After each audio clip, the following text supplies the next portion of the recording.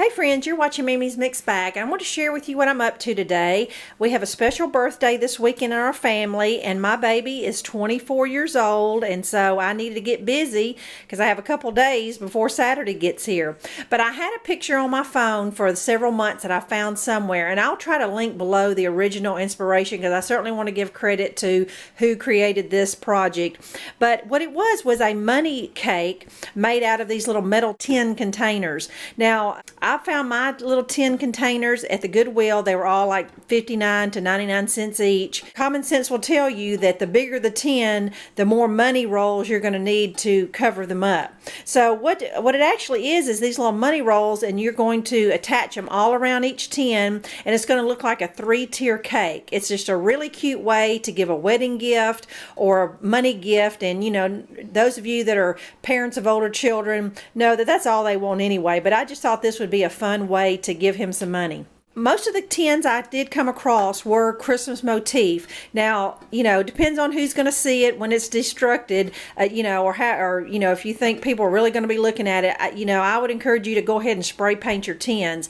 However, this is just for us, and nobody's going to see it but us, so I'm not going to spray paint mine because I feel like the money rolls will cover up the sides. And then since they are nesting and you will see parts of the tops, I went ahead and just traced the lids of my tins on some cardstock, so all you'll see is a little bit of blue when you look down at it.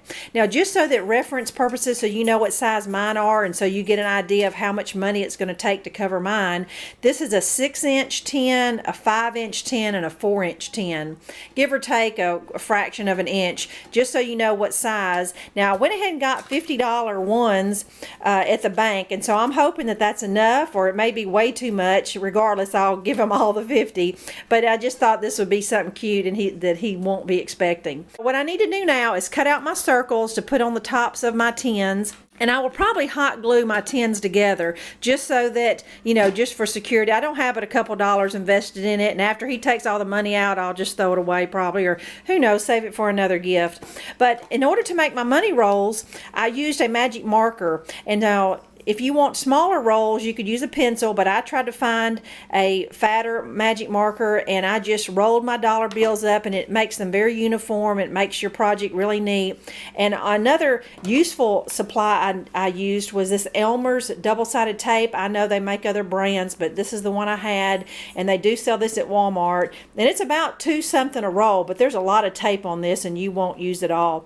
But what I did is I just rolled it up on the magic marker, and then it secured the roll, and now I'm just ready to pull the backing, the white part off, and just attach it all around. So I'll have 3 tiers of money rolls like that. And then all you'll be seeing is the blue paper a little bit on top. Now, the original cake picture I had lottery tickets dangling from the top using wire. They were just like this, but they were lottery tickets. Well, we are in Tennessee. We do have lottery, but I didn't want to go get those, so I just decided to show you an alternative in case you didn't have access to lottery tickets.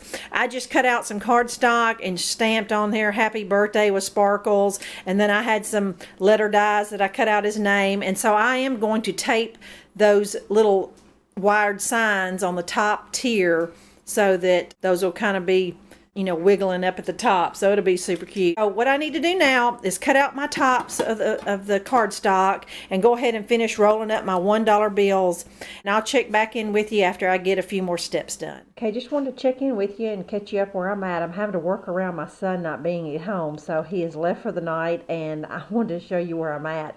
All right, I went ahead and taped the cardstock to the top of my tins, and I also want to tell you that I did suggest using this marker, and that worked for the first, you know, few, but I realized that my finger was about the same, you know, diameter as that marker, and so I found it easier that I could hold the dollar bill and twist it around my finger and stick the 2-sided piece of tape on there just as quick and really easier to hold and handle. So just wanted to give you that little tip. So what I'm going to do now is finish rolling up all these ones, and I'll check back in with you.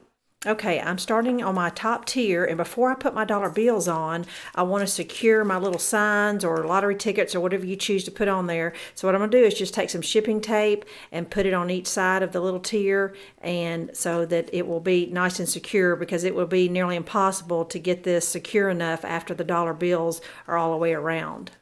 Okay, I want to go ahead and show you the finished product. Yeah, I'm not completely through with it yet, because once I got it done, I realized that this little empty space here really needed a little something, so I'm going to go get some chocolate kisses or something to put at the top of that. But I think it turned out pretty cute. Just a few notes that I noticed along the way, that even using my index finger, the rolls of money were still too tight. I mean, I was kind of sweating it there for a few minutes, not sure I would have enough, but it actually took me $51, and I was really stretching it.